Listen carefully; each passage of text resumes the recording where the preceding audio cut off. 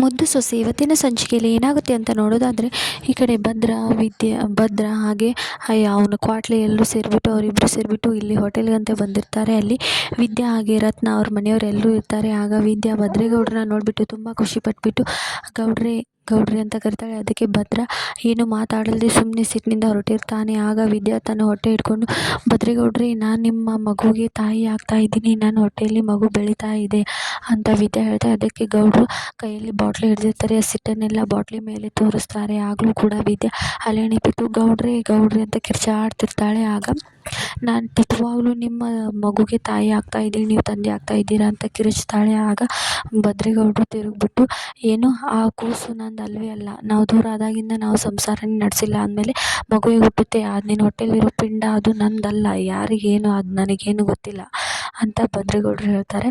ಆಗ ವಿದ್ಯಾ ಬಂದುಬಿಟ್ಟು ಅವ್ರ ಕೊರಳು ಪಟ್ಟಿ ಹಿಡಿದ್ಬಿಟ್ಟು, ಭದ್ರೇಗೌಡ್ರೆ ಏನು ಮಾತಾಡ್ತಿದ್ದೀರಾ, ನಿಮಗೇನು ತಲೆ ಇದೆಯೋ ಇಲ್ವೋ ಅಂತ ವಿದ್ಯಾ ಭದ್ರೇಗೌಡರಿಗೆ ಆವಾಜ್ ಹಾಕ್ತಾಳೆ. ಆಗ ಈಗ ನೀವು ಮಾತಾಡಿದ ಮಾತು ದಿಟಾನ ಇನ್ಯಾರಾದರೂ ಕಲಿಸ್ಕೊಟ್ಟಿದ್ದಾರೆ ನಿಮಗೆ ಹೀಗೆ ಮಾತಾಡಲಿಕ್ಕೆ ಅಂತ ವಿದ್ಯಾ ಭದ್ರೇಗೌಡದ ಕಾಲರ್ ಪಟ್ಟಿ ಹಿಡಿದ್ಬಿಟ್ಟು ಎಳ್ದಾಡಿ ಕಿರ್ಚಾಡ್ತಿರ್ತಾಳೆ. ಆಗ ರತ್ನ ಅಲ್ಲಿ ಬಂದುಬಿಟ್ಟು, ಬಿಡಮ್ಮ ಬಿಡಮ್ಮ, ಅವರು ಸಿಟ್ಟಲ್ಲಿ ಮಾತಾಡ್ತಾರೆ, ಬಿಡಮ್ಮ ಅಂತ ರತ್ನ ವಿದ್ಯಾಗೆ ಬಿಡಿಸ್ತಾಳೆ. ಆಗ ಕ್ವಾಟ್ಲೆ ಕೂಡ, ಬಿಡು ಅಂತಮ್ಮ ಏನು ಮಾಡ್ತಾ ಇದೀಯಾ ನೀನು, ಅವರು ಅತಿ ಅವ್ರ ಮೇಲೆ ಹೀಗೆ ಮಾತಾಡ್ತಿದ್ಯಾ, ಏನಾಗಿದೆ ನಿನಗೆ ಅಂತ ಕ್ವಾಟ್ಲೆ ಭದ್ರನಿಗೆ ಹೇಳ್ತಿರ್ತಾನೆ.